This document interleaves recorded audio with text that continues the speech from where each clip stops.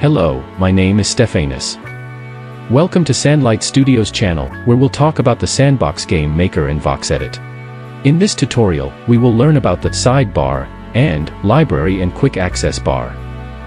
Today I'm using Game Maker version 0.11.10, while in the previous video I was using version 0.11.2. For the sidebar, we have Area Selection with the shortcut Z. Place Asset Block with the shortcut V or B. Picker with the shortcut K. Move Tool with the shortcut T. Rotate Tool with the shortcut R. Duplicate with Ctrl plus D. Replace with X. Preset with P. Hierarchy Panel with H. Area Selection is used to click on assets that are not categorized as blocks. You can't move or rotate them using the axis handles.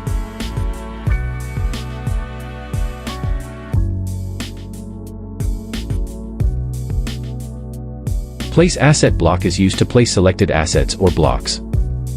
You can also use it to place the most recently selected asset block. For example, let's say you just used a block called Sand, and now you want to place a tree asset. If you want to go back to decorating the map with the Sand block, you can simply press B. That way, you don't have to look for the Sand block in your library again. Then, to quickly switch to the tree, you can press V, because the last asset and block you selected were the tree and sand.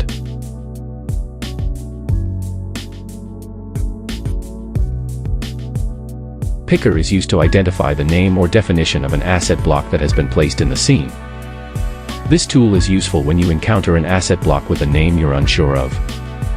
For example, if you don't know the name of a grass block in your library, you can use the picker to find out, among other uses.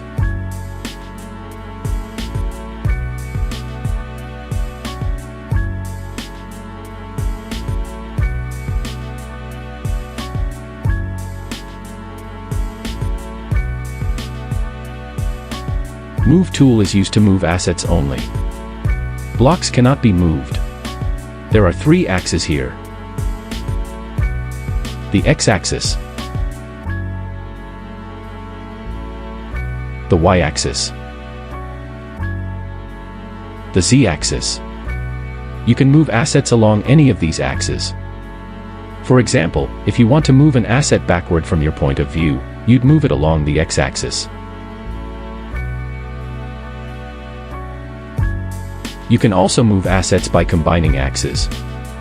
For instance, hovering your cursor in between two axes will show a white area to move along both. You can combine X and Z axes like this, Z and Y axes like this.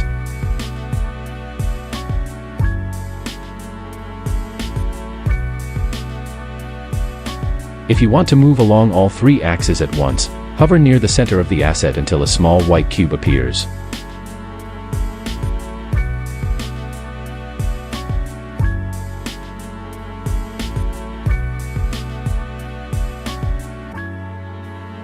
Rotate tool is used to rotate assets only.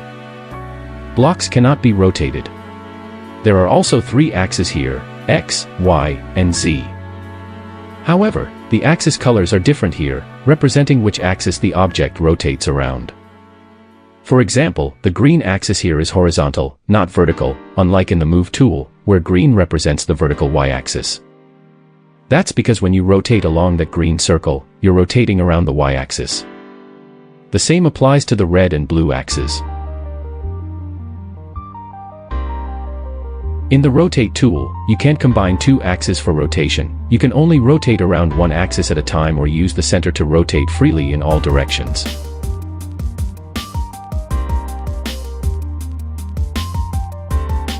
Duplicate is used to duplicate an asset exactly as it is. For example, let's say we rotate this avatar asset and assign it the default animation, run 01, then we duplicate it. The duplicated version will be identical, same name, same logic, everything attached to that asset. Once again, this works only for assets, not blocks.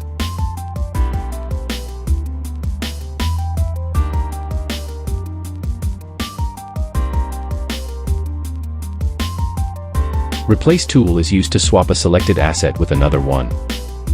What will change is the asset's name, shape, and some logic, if there are any conflicts. For example, let's say we replace this avatar asset with a tree.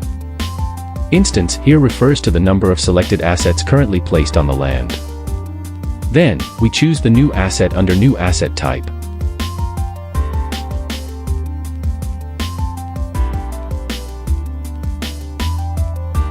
Replace will only change the one selected asset. If you use replace all, it will change all identical assets in the entire land.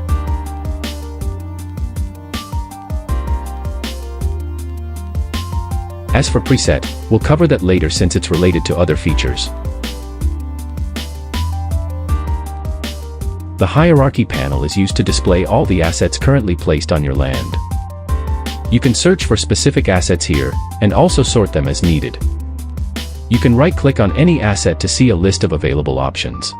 For example, you can duplicate, delete, rename, lock, hide, group, set as active spawner.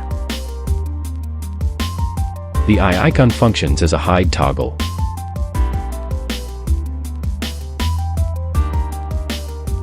The padlock icon is for locking the asset.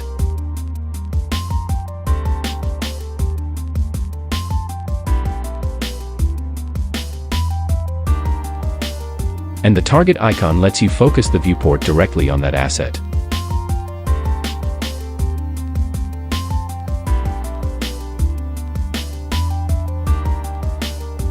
The orange and blue colors you see in the panel will be explained in more detail in upcoming sessions. You can also check the total number of assets and logic assets currently placed in your land. To keep things organized, you can also create folders within the hierarchy.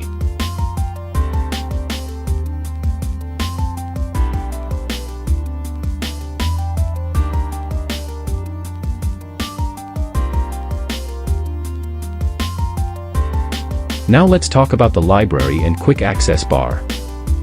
This group functions as a container to hold assets or blocks you want quick access to, using the available slots. Its main purpose is to make it easier to reuse assets or blocks frequently. You can access them simply by pressing number keys 1 to 0 on your keyboard. You can also add or remove assets blocks from the quick access bar. To remove one, just click and drag the asset block out of the quick access area.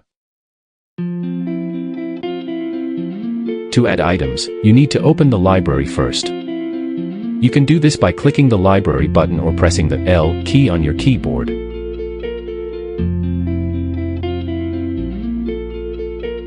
In the top left section, you'll find a collection of bundles packs of assets and blocks. These are all provided by the Sandbox and are free to use for users. However, keep in mind that some assets can't be published to a land unless you've purchased them from the marketplace. But you can still use them for publishing to the Game Maker gallery. As for abilities gear, that's a more specific topic we'll discuss later on. Back in your space, you can also search for assets or blocks using the search bar.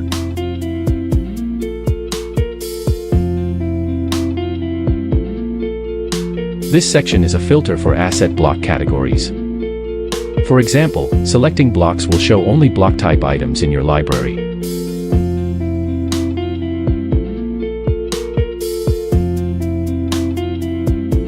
The same applies to other categories like characters, props, equipment, and so on. Specifically, logic refers to a set of assets provided by the Sandbox that allow you to implement logic systems within your land. We'll explore that more deeply in future videos. This part contains filters I refer to as wallet-based categories. All shows everything. Basic shows only assets provided by the Sandbox. Note, if you've created custom assets yourself, they'll also appear under all, so if you only want to use Sandbox-provided assets, select Basic to avoid mixing them with your own. From drafts onward, these categories are linked to your wallet or assets on the Sandbox website, which we'll also discuss further later. On this section, you can also filter by rarity.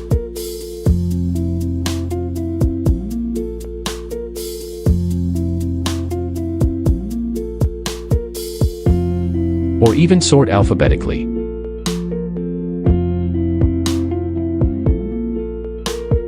Alright, that's it for today's tutorial. In the next session, we'll dive deeper into other sections, the top bar, properties panel, and also the grid system and snap tool. If you'd like to be part of the SandLight community, feel free to join our Discord for more discussions, tips, and sharing projects. Thanks for watching, and see you in the next video.